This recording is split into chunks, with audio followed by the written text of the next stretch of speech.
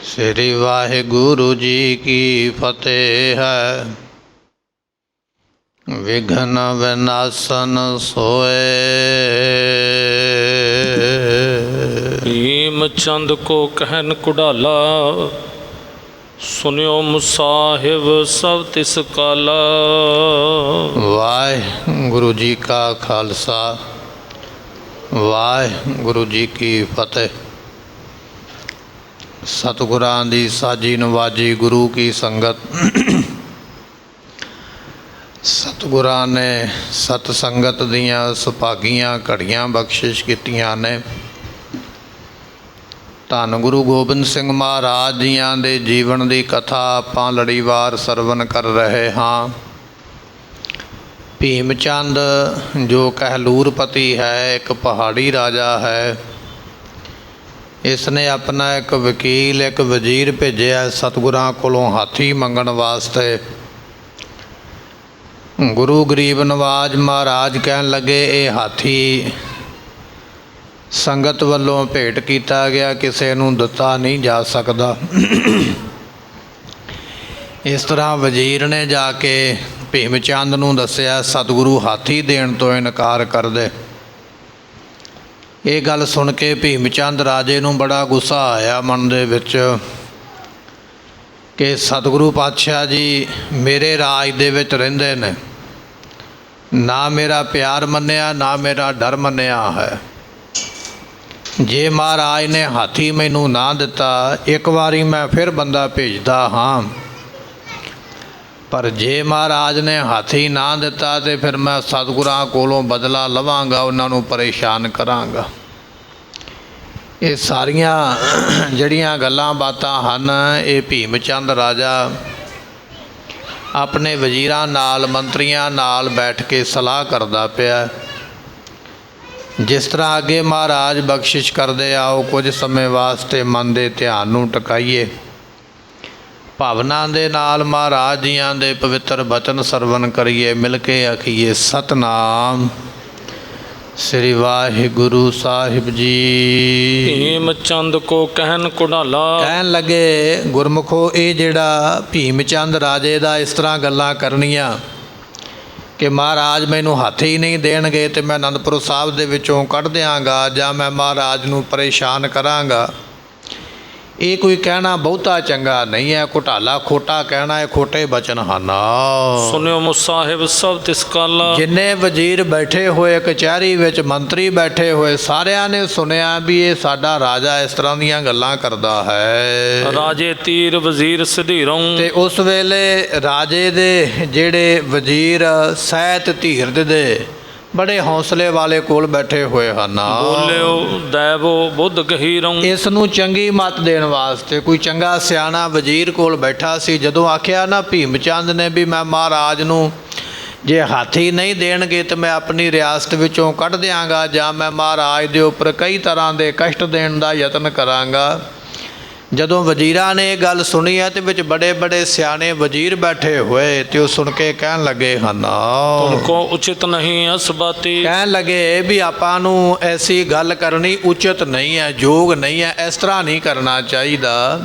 सो ये गल्लां योग नहीं, ठीक नहीं। गुरु घर दे नाल ऐसी वार्तालाप करनी, ऐसे बचन करने ये ठीक नहीं। जेड़े वजीर ने वो इस तरह अपने राजे नूं सलाह दिंदे हन। गुरसंग बैर करन बखियाती। इस तरह तो फिर गुरु नाल वैर पै जाएगा ना। जे आपां महाराज नूं इत्थों शहर विचों कढ़ांगे, रियासत विचों कढ़ांगे तो ये तो फिर महाराज नाल वैर करन वाली गल होई। वजीरां ने समझाया, कहन लगे भी राजन इस तरह नहीं करना चाहिए, गुरु घर नाल वैर करना ठीक नहीं है। श्री गुरु नानक की यह गादी। वजीर समझाउंदे पै, कहन लगे भीम चंद तू राजा है, ये गल ठीक है, पर इधर गद्दी गुरु नानक पातशाह दी है। इस गद्दी दे अगे ते बाबर वर्गिया ने आके झुकना किया है। इस गद्दी दे अगे ते हुमायूं ते अकबर वर्गे बादशाह आके न्याउंदे पै। इत्थे ते जहांगीर वर्गे आके मत्था टेकदे। गुरु नानक देव महाराज जियां दी गद्दी बड़ी जारी है, करामाती गुरु का घर है, इत्थे आपां मत्था नहीं ला सकते, लावांगे तो कष्ट सवांगे। ਇਸ ਤਰ੍ਹਾਂ ਦੇ ਬਚਨ ਨਾ ਕਹਿਣਾ ਕਰ। ਤਾ ਖੇਦ ਲਹ ਹੈ ਤੇ ਬਨਬਾਦੀ। ਜਿਹੜਾ ਵਿਅਕਤੀ ਲੜਾਈ ਕਰੇਗਾ ਨਾ ਉਹ ਦੁੱਖ ਪਾਵੇਗਾ ਤੇ ਦੁਨੀਆ ਉਹਦੀ ਨਿੰਦਿਆ ਕਰੇਗੀ। ਜਿਹੜਾ ਵੀ ਗੁਰੂ ਘਰ ਤੇ ਫੌਜ ਚੜਾਵੇਗਾ, ਜੰਗ ਯੁੱਧ ਕਰੇਗਾ, ਆਪਣੀ ਤਾਕਤ ਗੁਰੂ ਘਰ ਤੇ ਵਿਖਾਵੇਗਾ, ਲੋਕ ਉਹਨੂੰ ਚੰਗਾ ਨਹੀਂ ਕਹਿਣਗੇ। ਬਾਦਸ਼ਾਹ ਹਿਮਾਯੂ ਜੰਗ ਦੇ ਵਿੱਚੋਂ ਹਾਰ ਕੇ ਆਇਆ ਖਡੂਰ ਸਾਹਿਬ ਦੀ ਧਰਤੀ ਤੇ ਗੁਰੂ ਅੰਗਦ ਸਾਹਿਬ ਕੋਲੋਂ ਰਾਜ ਮੰਗਣ ਵਾਸਤੇ, ਤੇ ਸਤਿਗੁਰੂ ਬੱਚਿਆਂ ਨੂੰ ਪੜ੍ਹਾਉਂਦੇ ਪਏ। ਹਿਮਾਯੂ ਨੂੰ ਚੰਗੀ ਗੱਲ ਨਹੀਂ ਲੱਗੀ ਵੀ ਮੈਂ ਆਇਆ ਤੇ ਮੈਨੂੰ ਜੀ ਆਇਆ ਕਿਉਂ ਨਹੀਂ ਆਖਿਆ ਗਿਆ, ਮੇਰੀ ਜੈ ਜੈਕਾਰ ਦੇ ਸੋਲੇ ਕਿਉਂ ਨਹੀਂ ਗਾਏਗਾ। ਇਹਦੇ ਵਿੱਚ ਆਪਣੀ ਨਰਾਦਰੀ ਸਮਝੀ ਹੈ। ਮੈਨੂੰ ਤੇ ਸਮਝਿਆ ਹੀ ਕੁਝ ਨਹੀਂ ਗੁਰੂ ਨੇ। ਤੇ ਇਹ ਗੱਲ ਕਰਨ ਵਾਸਤੇ, ਗੁਰੂ ਨੂੰ ਆਪਣਾ ਆਪ ਦੱਸਣ ਵਾਸਤੇ, ਜਦੋਂ ਆਪਣਾ ਹੱਥ ਲੈ ਕੇ ਗਿਆ ਨਾ ਤਲਵਾਰ ਤੇ ਬਾਹਰ ਕੱਢਣ ਵਾਸਤੇ, ਤੇ ਹੱਥ ਤਲਵਾਰ ਦੀ ਮੁੱਠ ਦੇ ਨਾਲ ਹੀ ਜੁੜ ਗਿਆ। ਹੁਣ ਖਿੱਚਦਾ ਨਾ ਹੱਥ ਨਿਕਲਦਾ ਨਾ ਤਲਵਾਰ ਨਿਕਲਦੀ ਹੈ। ਫਿਰ ਜਾ ਕੇ ਸਮਝ ਆਈ ਮੈਂ ਤੇ ਇੱਥੋਂ ਕੁਝ ਲੈਣ ਆਇਆ ਸੀ ਨੀਵਾਂ ਹੋ ਕੇ, ਤੇ ਇਹ ਮੈਂ ਕੀ ਕਰ ਬੈਠਾ। ਤੇ ਸਤਿਗੁਰਾਂ ਨੇ ਆਖਿਆ, ਕਹਿਣ ਲੱਗੇ ਹਿਮਾਯੂ ਜਿਸ ਜੰਗ ਵਿੱਚ ਤਲਵਾਰ ਕੱਢਣੀ ਚਾਹੀਦੀ ਉੱਥੋਂ ਭੱਜ ਕੇ ਆ ਗਿਆ, ਪਿੱਠ ਵਿਖਾ ਕੇ ਆਇਆ ਤੇ ਸਾਧੂ ਸੰਤਾਂ ਨੂੰ ਆਪਣੀ ਤਾਕਤ ਦਾ ਡਰ ਵਿਖਾਉਂਦਾ ਹੈ। ਮਹਾਰਾਜ ਨੇ ਬੜੇ ਨਿਰਭੈਤਾ ਵਾਲੇ ਬਚਨ ਉਦੋਂ ਹਿਮਾਯੂ ਨੂੰ ਆਖੇ। ਫਿਰ ਮਾਫੀਆਂ ਮੰਗਦਾ ਚਰਨਾਂ ਵਿੱਚ ਪੈ ਕੇ। ਵਜ਼ੀਰ ਦੱਸਦੇ ਪੈ, ਕਹਿਣ ਲੱਗੇ ਭੀਮ ਚੰਦ ਰਾਜਾ ਇੰਨਾ ਗਰਮ ਨਾ ਹੋ। ਜਿਸ ਗੱਦੀ ਤੇ ਅੱਜ ਗੁਰੂ ਗੋਬਿੰਦ ਸਿੰਘ ਮਹਾਰਾਜ ਬੈਠੇ ਨੇ, ਗੱਦੀ ਗੁਰੂ ਨਾਨਕ ਦੇਵ ਪਾਤਸ਼ਾਹ ਦੀ ਹੈ। ਇੱਥੇ ਤੇ ਹਿਮਾਯੂ ਵਰਗਿਆਂ ਨੂੰ ਆ ਕੇ ਨੱਕ ਨਾਲ ਲਕੀਰਾਂ ਕੱਢਣੀਆਂ ਪਈਆਂ ਨੇ, ਮਾਫੀ ਮੰਗਣੀ ਪਈ ਹੈ। ਇਸ ਕਰਕੇ ਗੁਰੂ ਘਰ ਨਾਲ ਮੱਥਾ ਲਾਉਣਾ ਠੀਕ ਨਹੀਂ ਹੈ। ਕਰਾਮਾਤ ਸਾਹਿਬ ਅਵਤਾਰਾ। ਜਿੰਨੇ ਗੁਰੂ ਪਾਤਸ਼ਾਹ ਹੋਏ, ਗੁਰੂ ਨਾਨਕ ਦੇਵ ਮਹਾਰਾਜ ਤੋਂ ਲੈ ਕੇ ਗੁਰੂ ਤੇਗ ਬਹਾਦਰ ਪਾਤਸ਼ਾਹ ਤੱਕ ਜਿੰਨੇ ਵੀ ਗੁਰੂ ਸਾਹਿਬਾਨ ਗੁਰਤਾ ਗੱਦੀ ਤੇ ਬੈਠੇ, ਇਹ ਸਾਰੇ ਦੇ ਸਾਰੇ ਕਰਾਮਾਤਾਂ ਦੇ ਸਮੁੰਦਰ ਨੇ, ਬਖਸ਼ਿਸ਼ਾਂ ਦੇ ਭੰਡਾਰੇ ਨੇ। ਇਸ ਘਰ ਦੇ ਨਾਲ ਜਿਹਨੇ ਮੱਥਾ ਲਾਇਆ ਉਹਨੇ ਦੁੱਖ ਪਾਇਆ ਹੈ। ਜਿਨ ਆਗੇ ਨਮਰੀ ਜਗ ਸਾਰਾ। ਇਹਨਾਂ ਦੇ ਅੱਗੇ ਤੇ ਸਾਰਾ ਸੰਸਾਰ ਨਿਮਰਤਾ ਦੇ ਸਹਿਤ ਹੀ ਹੁੰਦਾ ਹੈ। ਵੱਡੇ ਵਡੇਰੇ ਹੋਏ ਨੇ ਅਕਬਰ ਬਾਦਸ਼ਾਹ ਵਰਗੇ, ਉਹਨਾਂ ਨੂੰ ਵੀ ਆ ਕੇ ਇੱਥੇ ਨੰਗੇ ਪੈਰੀਂ ਦਰਸ਼ਨ ਕਰਨੇ ਪਏ। ਧੰਨ ਗੁਰੂ ਅਮਰਦਾਸ ਮਹਾਰਾਜ ਜੀਆਂ ਦੇ ਇਹਨਾਂ ਦੇ ਅੱਗੇ ਤੇ ਸਾਰੀ ਦੁਨੀਆ ਆ ਕੇ ਨਿਉਂਦੀ ਹੈ। ਦਾਸ ਬਨੇ ਬਾਂਛਤ ਸਭ ਪਾਵੈ। ਜਿਹੜਾ ਇੱਥੇ ਦਾਸ ਬਣਦਾ, ਜਿਹੜਾ ਤੇ ਨਿਮਰਤਾ ਲੈ ਕੇ ਆਉਂਦਾ, ਉਹਨੂੰ ਤੇ ਸਭ ਕੁਝ ਮਿਲਦਾ। ਤੇ ਜਿਹੜਾ ਮਾਨ ਲੈ ਕੇ ਆਉਂਦਾ ਉਹ ਪਹਿਲਾਂ ਮਿਲਿਆ ਹੋਇਆ ਵੀ ਗਵਾ ਲੈਂਦਾ। ਜਿਹੜਾ ਨਿਮਰਤਾ ਨਾਲ ਆਵੇਗਾ ਉਹਨੂੰ ਸਭ ਕੁਝ ਪ੍ਰਾਪਤ ਹੁੰਦਾ ਹੈ। ਬਾਦ ਕਰੇ ਢਿੱਗ ਕੀ ਨਸਤਾਵੇਂ। ਤੇ ਜਿਹੜਾ ਬੰਦਾ ਕਰੇਗਾ ਝਗੜਾ ਮਹਾਰਾਜ ਦੇ ਨਾਲ, ਕਹਿਣ ਲੱਗੇ ਵੀ ਉਹਦੇ ਕੋਲ ਜਿਹੜੀ ਹੋਵੇਗੀ ਉਹ ਵੀ ਖਤਮ ਹੋ ਜਾਏਗੀ। ਇੱਕ ਦੇ ਕੋਲ ਕੁਝ ਨਹੀਂ ਹੈ, ਉਹ ਆਇਆ ਨਿਮਰਤਾ ਦੇ ਨਾਲ, ਉਹਨੂੰ ਸਭ ਕੁਝ ਮਿਲ ਗਿਆ। ਇੱਕ ਕੋਲ ਸਾਰਾ ਕੁਝ ਹੀ ਹੈ, ਉਹ ਆਇਆ ਮਾਣ ਦੇ ਨਾਲ, ਹੰਕਾਰ ਦੇ ਨਾਲ, ਉਹਦਾ ਸਾਰਾ ਹੀ ਚਲੇ ਗਿਆ। ਇਹ ਮਾਣ ਦੀ ਗੱਲ ਹੈ। ਧੰਨ ਗੁਰੂ ਅੰਗਦ ਦੇਵ ਪਾਤਸ਼ਾਹ ਮਹਾਰਾਜ ਜੀਆਂ ਦੇ ਸਰਾਣੇ ਇੱਕ ਚੌਧਰੀ ਆ ਕੇ ਬੈਠ ਗਿਆ ਸੀ। ਮਹਾਰਾਜ ਜਦੋਂ ਆਪਣੇ ਪਿੰਡ ਗਏ ਨਾ ਮੁਕਤਸਰ ਸਾਹਿਬ ਦੀ ਧਰਤੀ ਤੇ, ਇੱਥੋਂ ਦਾ ਇੱਕ ਚੌਧਰੀ ਮਹਾਰਾਜ ਜਿਹੜੇ ਪਲੰਘੇ ਤੇ ਬੈਠੇ ਸਰਾਣੇ ਵਾਲੇ ਪਾਸੇ ਬੈਠਾ ਆ ਕੇ, ਭੈ ਨਹੀਂ ਰੱਖਿਆ, ਸਤਿਕਾਰ ਨਹੀਂ ਰੱਖਿਆ। ਮਨ ਵਿੱਚ ਜਾਣਿਆ ਵੀ ਇਹ ਉਹੀ ਲੜਕਾ ਹੈ ਜਿਹੜਾ ਪਹਿਲਾਂ ਇੱਥੇ ਸਾਡੇ ਪਿੰਡ ਵਿੱਚ ਰਹਿੰਦਾ ਸੀ, ਹੁਣ ਗੁਰੂ ਬਣ ਗਿਆ ਤੇ ਤਾਂ ਕੀ ਹੋਇਆ, ਗੱਦੀ ਮਿਲ ਗਈ ਤੇ ਤਾਂ ਕੀ ਹੋਇਆ। ਪਰ ਮੈਂ ਤੇ ਉਹੀ ਸ਼ਾਹੂਕਾਰ ਹਾਂ ਨਾ ਇਲਾਕੇ ਦਾ, ਮੋਤਬਾਰ। ਹੁਣ ਪੈਂਦ ਵਾਲੇ ਪਾਸੇ ਬਵਾਂਗਾ ਤੇ ਮੇਰਾ ਮਾਣ ਘਟੇਗਾ, ਜੇ ਥੱਲੇ ਬਵਾਂਗਾ ਤੇ ਹੋਰ ਜ਼ਿਆਦਾ ਘਟੇਗਾ। ਮਾਣ ਕਿਵੇਂ ਬਣੇ? ਸਰਾਣੇ ਵਾਲੇ ਉੱਚੀ ਥਾਂ ਤੇ ਬੈਠਾ, ਮੈਂ ਉੱਚਾ ਲੱਗਾ ਗੁਰੂ ਨਾਲੋਂ ਵੀ। ਬੈਠ ਗਿਆ। ਸਿੱਖਾਂ ਨੇ ਬੜੀ ਕੌੜ ਕੀਤੀ, ਮਹਾਰਾਜ ਇਹ ਬੰਦਾ ਕਿਸ ਤਰ੍ਹਾਂ ਦਾ, ਸਤਿਕਾਰ ਨਹੀਂ ਕੀਤਾ। ਸਤਿਗੁਰੂ ਪਾਤਸ਼ਾਹ ਕਹਿਣ ਲੱਗੇ ਕੋਈ ਗੱਲ ਨਹੀਂ, ਸਾਡਾ ਨਰਾਦਰ ਕੀਤਾ ਕੋਈ ਗੱਲ ਨਹੀਂ, ਪਰ ਇਸ ਨੇ ਗੁਰੂ ਨਾਨਕ ਦੇਵ ਮਹਾਰਾਜ ਦੀ ਗੱਦੀ ਦਾ ਸਤਿਕਾਰ ਨਹੀਂ ਕੀਤਾ, ਇਹ ਇਹਨੇ ਮਾੜਾ ਕੀਤਾ। ਜਿਸ ਗੱਲ ਦਾ ਇਹਦੇ ਮਨ ਵਿੱਚ ਮਾਣ ਸੀ ਵੀ ਮੈਂ ਧਨਾੜ ਹਾਂ, ਸ਼ਾਹੂਕਾਰ ਹਾਂ, ਮੇਰੇ ਕੋਲ ਮਹਿੜ ਮਾੜੀਆਂ, ਮੇਰੇ ਕੋਲ ਵਸਤੂਆਂ, ਮੇਰੇ ਕੋਲ ਪਦਾਰਥ, ਮੈਂ ਨੀਵਾਂ ਕਿਉਂ ਵਾਂ, ਜਿਨ੍ਹਾਂ ਪਦਾਰਥਾਂ ਦਾ ਮਾਣ ਕਰਕੇ ਇਹਨੇ ਇਹ ਕੰਮ ਕੀਤਾ। ਮਹਾਰਾਜ ਕਹਿਣ ਲੱਗੇ ਉਹ ਪਦਾਰਥ ਰਹਿਣਗੇ ਹੀ ਨਹੀਂ, ਇਹਦੇ ਕੋਲ ਖਾਲੀ ਹੋ ਜਾਏਗਾ। ਬਚਨ ਇਹ ਹੈ ਜਿਹੜਾ ਨਿਮਰਤਾ ਲੈ ਕੇ ਆਇਆ ਹੈ ਉਹ ਸਾਰਾ ਕੁਝ ਪਾ ਕੇ ਗਿਆ, ਜਿਹੜਾ ਮਾਣ ਲੈ ਕੇ ਆਇਆ ਉਹ ਸਾਰਾ ਕੁਝ ਗਵਾ ਕੇ ਵੀ ਗਿਆ।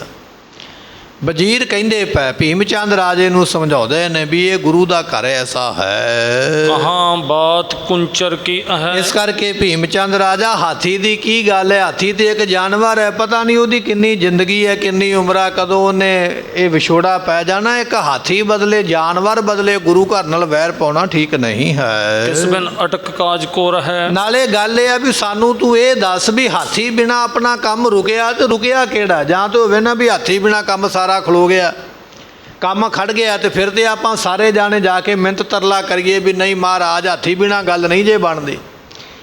ਜਦੋਂ ਹਾਥੀ ਨਾ ਵੀ ਹੋਵੇਗਾ ਕੰਮ ਤੇ ਸਾਡੇ ਫਿਰ ਵੀ ਚੱਲਦੇ ਪਏ। ਜੇ ਇਹ ਹਾਥੀ ਬਰਾਤ ਨਹੀਂ ਜਾਵੇਗਾ ਮਹਾਰਾਜ ਦਾ ਨਾਲ, ਤੇ ਫਿਰ ਕਿਹੜਾ ਸਾਨੂੰ ਡੋਲਾ ਦੇਣ ਤੋਂ ਨਾ ਕਰ ਦੇਣਗੇ? ਫਿਰ ਕਿਹੜਾ ਵਿਆਹ ਨਹੀਂ ਹੋਵੇਗਾ? ਵਿਆਹ ਤੇ ਫਿਰ ਵੀ ਹੋ ਜਾਣ। ਜੇ ਹੁਣ ਮਹਾਰਾਜ ਦਾ ਪ੍ਰਸਾਦੀ ਹਾਥੀ ਆਏ ਹੋਏ ਲੋਕਾਂ ਨੂੰ ਜੀ ਆਇਆਂ ਕਰਨ ਵਾਸਤੇ ਨਹੀਂ ਸਾਹਮਣੇ ਖਲੋਵੇਗਾ, ਤੇ ਫਿਰ ਕਿਹੜਾ ਜੀ ਆਇਆਂ ਵਿੱਚ ਫਰਕ ਪੈ ਜਾਣਾ? ਸਤਿਕਾਰ ਮਾਣ ਤੇ ਫਿਰ ਵੀ ਹੋਣਾ। ਹਾਥੀ ਦੇ ਆਉਣ ਦੇ ਨਾਲ ਕਿਹੜੀ ਗੱਲ ਹੈ ਵੀ ਜਿਹੜੀ ਨਹੀਂ ਬਣਦੀ ਪਈ ਤੇ ਹਾਥੀ ਦੇ ਆਇਆਂ ਬੰਨੀ ਹੈ?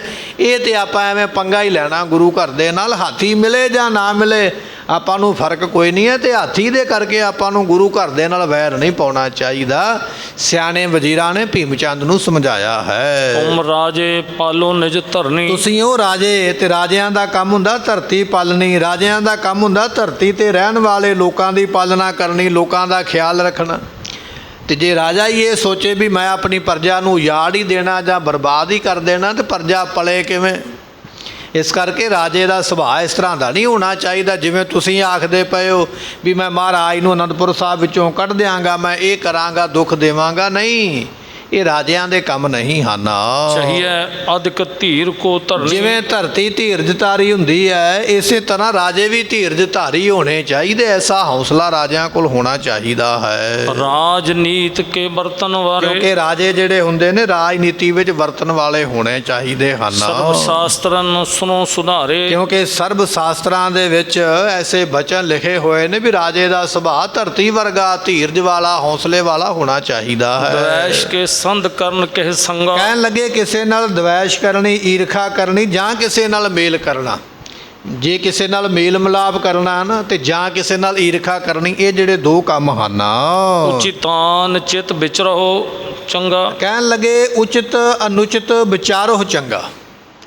ਕਿਹੜੀ ਗੱਲ ਚੰਗੀ ਹੈ, ਕਿਹੜੀ ਗੱਲ ਮਾੜੀ ਹੈ, ਇਹਨੂੰ ਪਹਿਲਾਂ ਵਿਚਾਰ ਸੋਚ। ਐਵੇਂ ਨਹੀਂ ਵੀ ਈਰਖਾ ਹੈ ਤੇ ਭਾਵੇਂ ਚੰਗਾ ਕੰਮ ਹੈ ਤਾਂ ਵੀ ਨਹੀਂ ਹੋਣਾ ਚਾਹੀਦਾ। ਕਈ ਵਾਰੀ ਕੀ ਹੁੰਦਾ ਵੀ ਕੰਮ ਚੰਗਾ ਹੋ ਰਿਹਾ ਹੁੰਦਾ, ਸਾਡੇ ਮਨ ਨੂੰ ਪਤਾ ਹੁੰਦਾ ਵੀ ਇਹ ਕੰਮ ਲਾਭ ਦਾ ਠੀਕ ਹੈ, ਪਰ ਈਰਖਾ ਇਹਦੇ ਨਾਲ ਹੈ, ਇਹਦਾ ਮੈਂ ਨਹੀਂ ਹੋਣ ਦੇਵਾਂਗਾ। ਇਹ ਮੂਰਖਤਾ ਹੀ ਹੈ। ਕੰਮ ਹੋਣ ਤੋਂ ਪਹਿਲਾਂ ਸੋਚ ਵੀ ਇਹਦੇ ਵਿੱਚ ਲਾਭ ਕੀ ਤੇ ਘਾਟਾ ਕੀ, ਚੰਗਾ ਕੀ ਤੇ ਮਾੜਾ ਕੀ। ਜੇ ਤੇ ਵਾਕਿਆ ਹੀ ਮਾੜਾ ਹੋ ਰਿਹਾ ਤੇ ਫਿਰ ਤੇ ਆਪਣੀ ਸਲਾਹ ਦੇ, ਪਰ ਜੇ ਚੰਗਾ ਹੋ ਗਿਆ ਤੇ ਲੱਤਾਂ ਨਾ ਫਸਾ ਉਹਦੇ ਵਿੱਚ, ਕੰਮ ਨੂੰ ਰੋਕ ਨਾ। ਭੀਮ ਚੰਦ ਨੂੰ ਵਜ਼ੀਰ ਕਹਿੰਦੇ ਪਏ ਪਹਿਲਾਂ ਸੋਚ ਵੀ ਉਚਿਤ ਗੱਲ ਕਿਹੜੀ ਹੈ ਤੇ ਅਨੁਚਿਤ ਕਿਹੜੀ ਹੈ, ਠੀਕ ਕਿਹੜੀ ਹੈ ਤੇ ਗਲਤ ਕਿਹੜੀ ਹੈ, ਫਿਰ ਫੈਸਲਾ ਕਰ।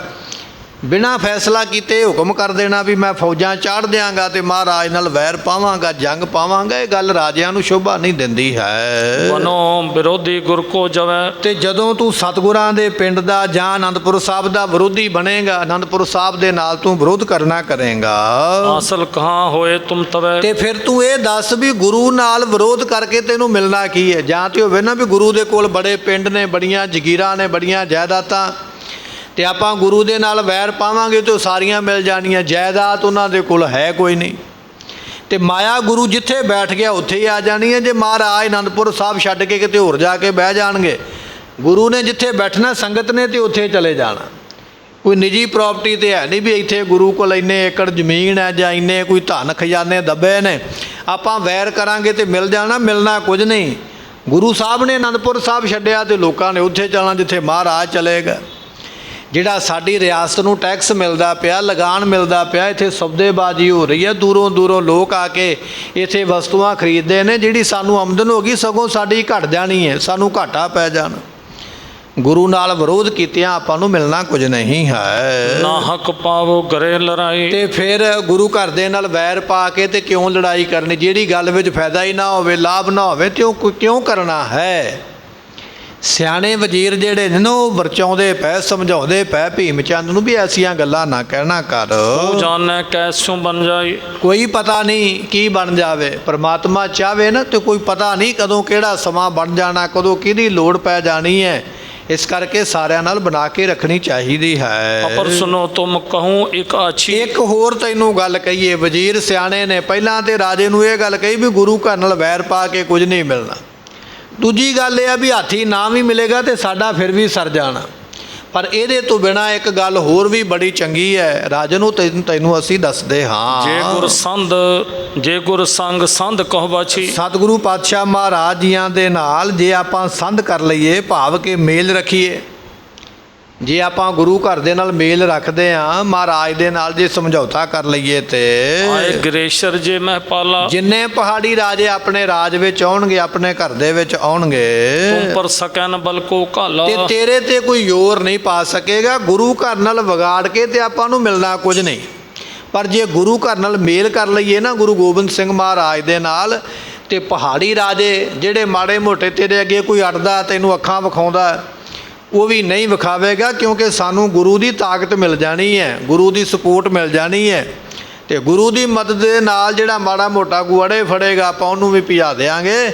ਗੁਰੂ ਦੀ ਮਦਦ ਦੇ ਨਾਲ ਤੇ ਸਾਨੂੰ ਲਾਭ ਹੋ ਸਕਦਾ ਹੈ, ਪਰ ਨਫ਼ਰਤ ਜੇ ਆਪਾਂ ਗੁਰੂ ਨੂੰ ਕਰੀਏ, ਉਹਦੇ ਵਿੱਚ ਸਾਨੂੰ ਮਿਲਣਾ ਕੁਝ ਨਹੀਂ ਹੈ। ਕਲਗੀਧਰ ਕੋ ਰਹਿ ਦਬਾਊ। ਕਲਗੀਧਰ ਪਾਤਸ਼ਾਹ ਦਾ ਦਬਾਅ ਬਣਿਆ ਹੋਇਆ, ਡਰ ਬਣਿਆ ਹੋਇਆ। ਜੇ ਸਾਡੇ ਨਾਲ ਸਤਿਗੁਰੂ ਹੋ ਜਾਣ ਤੇ ਸਾਡਾ ਕੋਈ ਵਿਗਾੜ ਨਹੀਂ ਸਕਦਾ ਹੈ। ਦੇਸ਼ ਨ ਘਾਲ ਸਕੈ ਕੋ ਪਾਊ। ਤੇ ਸਾਡੇ ਉੱਪਰ ਨਾ ਕੋਈ ਉਸ ਵੇਲੇ ਕਹਿਣ ਲੱਗੇ, ਦੇਸ਼ ਸਾਡੇ ਤੇ ਕੋਈ ਪਾਉ ਨਹੀਂ ਪਾਏਗਾ, ਕੋਈ ਪੈਰ ਸਾਡੇ ਦੇਸ਼ ਵਿੱਚ ਬਗਾਨਾ ਬੰਦਾ ਨਹੀਂ ਪਾ ਸਕੇਗਾ, ਐਸਾ ਮਹਾਰਾਜ ਦਾ ਡਰ ਹੈ। ਚਿਤ ਮੈਂ ਕਰੋ ਵਿਚਾਰ ਵਿਸਾਲਾ। ਇਸ ਕਰਕੇ ਇਹ ਰਾਜਨ ਨੇ ਸਾਰੀਆਂ ਗੱਲਾਂ ਜਿਹੜੀਆਂ ਨੇ ਨਾ, ਵਿਚਾਰ ਪਹਿਲਾਂ ਸੋਚ। ਐਵੇਂ ਕਹਿ ਦਿੱਤਾ ਵੀ ਹਾਥੀ ਨਹੀਂ ਮਿਲਿਆ ਤੇ ਫੌਜਾਂ ਚਾੜ ਦਿਆਂਗਾ, ਫੌਜ ਚਾੜ ਕੇ ਲਾਭ ਕੋਈ ਨਹੀਂ ਹੋਣਾ, ਨੁਕਸਾਨ ਹੋ ਜਾਣਾ। ਪਰ ਜੇ ਗੁਰੂ ਘਰ ਦੇ ਨਾਲ ਮਿੱਤਰਤਾ ਬਣਾ ਲਈਏ ਤੇ ਫਿਰ ਉਹਦੇ ਵਿੱਚ ਆਪਾਂ ਨੂੰ ਲਾਭ ਹੋ ਸਕਦਾ ਹੈ। ਰਾਜਨੀਤੀ ਕੀ ਹੋਵੇ ਜਿਮ ਚਾਲਾ। ਇਹ ਰਾਜਨੀਤੀ ਦੀਆਂ ਗੱਲਾਂ ਹੁੰਦੀਆਂ, ਤੇ ਰਾਜਨੀਤੀ ਦੀ ਚਾਲ ਜਿਹੜੀ ਹੈ ਉਹਦੇ ਮੁਤਾਬਕ ਚੱਲਣਾ ਚਾਹੀਦਾ, ਉਹਦੇ ਮੁਤਾਬਕ ਕਾਰਜ ਕਰਨੇ ਚਾਹੀਦੇ ਹਨ। ਬੜ ਭਾਗਨ ਜਾਮੋ ਇਵ ਧਰਾ। ਕਿਉਂਕਿ ਵੱਡਿਆਂ ਭਾਗਾਂ ਵਾਲੇ ਆਪਾਂ ਆ, ਜਿਨ੍ਹਾਂ ਦੇ ਨੇੜੇ ਮਹਾਰਾਜ ਜੀਆਂ ਨੇ ਆ ਕੇ ਇਹ ਜਾਮਾ, ਇਹ ਅਵਤਾਰ, ਇਹ ਸਰੀਰ ਆ ਕੇ ਧਾਰਨ ਕੀਤਾ ਹੈ। ਜਿਸ ਤੇ ਆਨ ਗੁਰੂ ਪਗ ਧਰਾ। ਇਸ ਕਰਕੇ ਮਹਾਰਾਜ ਨੇ ਸਾਡੀ ਧਰਤੀ ਤੇ ਆ ਕੇ ਚਰਨ ਪਾਏ ਨੇ। ਇਹ ਆਪਾਂ ਵੱਡਿਆਂ ਭਾਗਾਂ ਵਾਲੇ ਆ ਜੋ ਸਤਿਗੁਰੂ ਐਸੀ ਦਾਤ ਬਖਸ਼ਦੇ ਹਨ।